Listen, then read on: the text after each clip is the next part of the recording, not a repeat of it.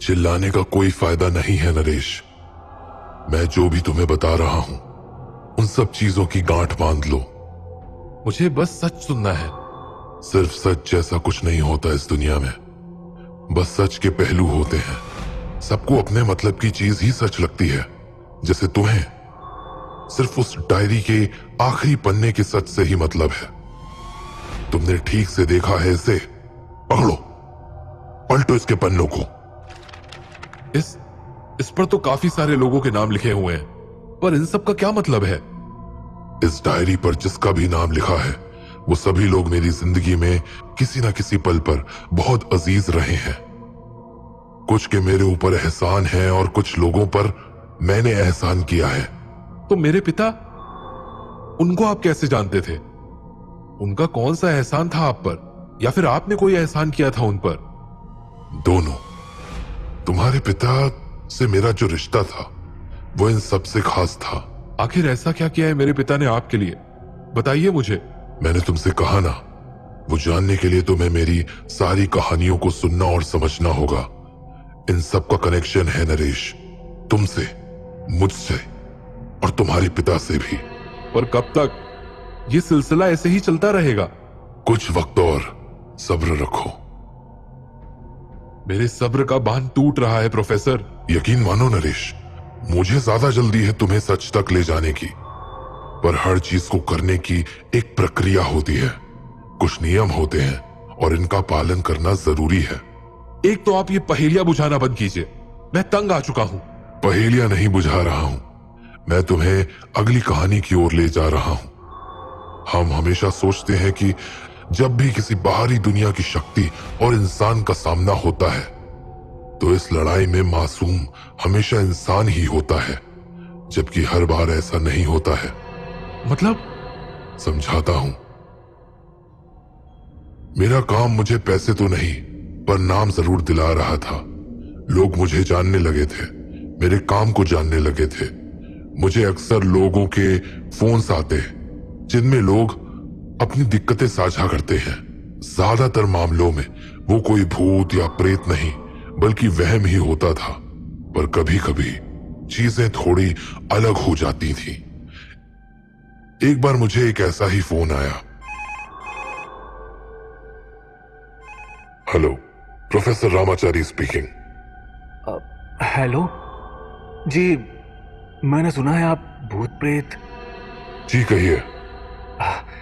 देखिए, मैं आपको अपना नाम तो नहीं बता सकता, पर मैं नवविहार सोसाइटी में रहता हूँ। हमारे सोसाइटी के लोग बड़े परेशान हैं। यहाँ कुछ तो अजीब हो रहा है।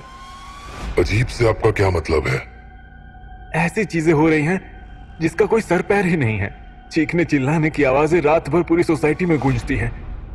बहुत लोगों ने अजीब से लोग और चीजें देखने का दावा किया है, किसी को टेरेस पर तो किसी को पार्क में। हम डर के मारे अपने बच्चों को बाहर नहीं भेजते हैं। एक अजीब सी मनहूसियत फैली हुई है हर जगह। देखिए, मैं आपकी बात समझ सकता हूं, पर आप जानते हैं ना, मैं कोई ओझा तांत्रिक नहीं हूं। मेरा तरीका अलग है।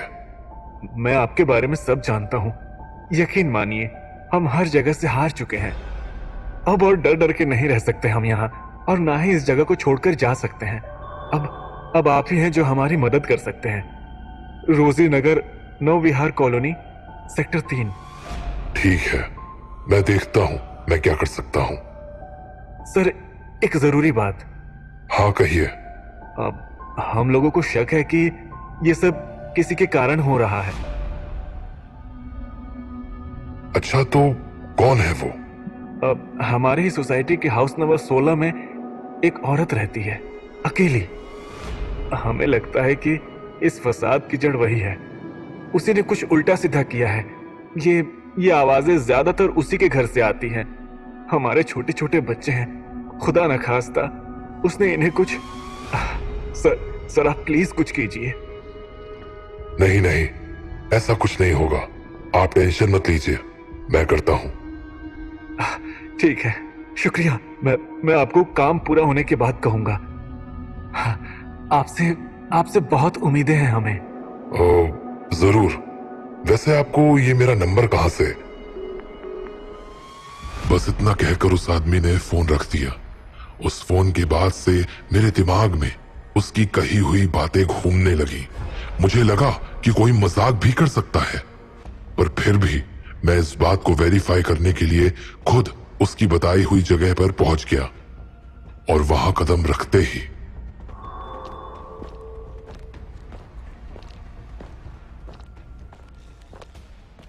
मुझे ये एहसास हो गया कि फोन चाहे जिसने भी किया था, पर वो झूठ तो बिल्कुल नहीं बोल रहा था।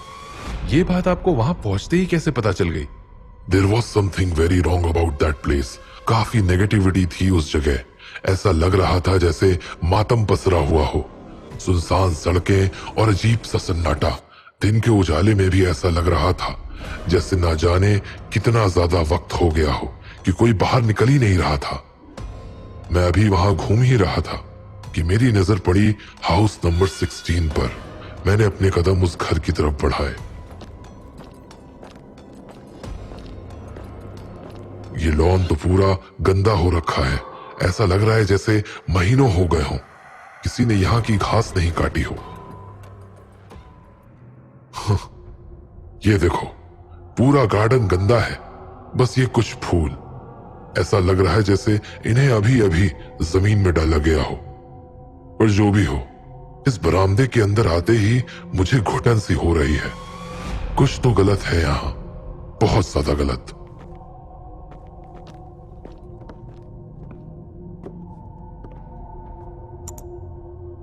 लगता है जैसे ये भी खराब हो रखी है। कोई है? कौन है? हेलो, मेरा नाम राम है। माफ कीजिएगा आपको डिस्टर्ब करने के लिए। दरअसल मैं यहाँ किसी से मिलने आया था, पर लगता है वो इस समय घर पर नहीं है। अगर आप बुरा ना माने तो क्या मैं आपका फोन इस्तेमाल कर सकता हूँ? मेरे पास सेल फोन नहीं है। मेरे घर का फोन खराब है, मैं कोई मदद नहीं कर सकती। एक मिनट, कोई बात नहीं। फोन ना सही, कम से कम एक गिलास पानी तो पिला दीजिए। अजीब जिद्दी आदमी हो, मैंने कहा ना जाओ यहां से। देखिए, पानी पिलाना तो नेकी का काम होता है ना। मुझे कोई नेकी वेकी नहीं करनी है। जिसके मेहमान हो वही समझे। मैंने कोई ठेका नहीं ले रखा है किसी का। देखिए, आपको घबराहट हो रही है तो मैं चला जाता हूँ, पर सच में मेरा इरादा सिर्फ पानी पीने का है। तुम ऐसे नहीं मानोगे। ठहरो, यही रुकना, मैं अभी आती हूँ। जी। अब या तो ये मुझे पानी पिला देगी या फिर डंडे से मारकर भगा देगी।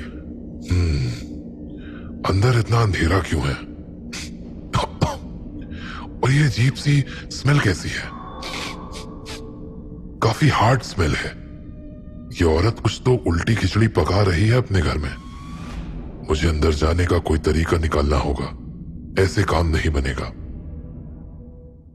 तजुर्बा इंसान को बहुत कुछ सिखा देता है, और अपने तजुर्बे से मैं इतना तो कह सकता था कि वो औरत कुछ तो छुपा रही थी। उसके चेहरे के हाव भाव, आंखों की कंपन, वो बस चाह रही थी कि मैं जितनी जल्दी हो सके वहां से निकल जाऊं। और मेरा इरादा तो कुछ और ही था। मैं ये सब सोच ही रहा था कि तभी वो औरत दोबारा बाहर आई।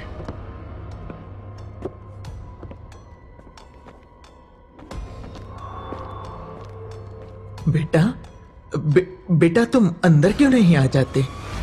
अरे, इसे क्या हो गया? अभी तो मुझे भगा रही थी, लेकिन अब? क्या सोच रहे हो? अंदर आ जाओ, थोड़ा पानी पी लो, आराम कर लो। आओ आओ, अंदर आओ। आप? जी। माफ करना, घर जरा गंदा है। मेरी बेटी साफ सफाई करती है, आजकल थोड़ा बाहर चली गई है, तो ये सब। तुम आओ ना, बैठो बैठो, मैं पानी लेकर के आती हूँ। जी जी। ये सब क्या हो रहा है? अभी तो ये आग उगल रही थी, और अभी पता नहीं क्या चल रहा है इस औरत के दिमाग में।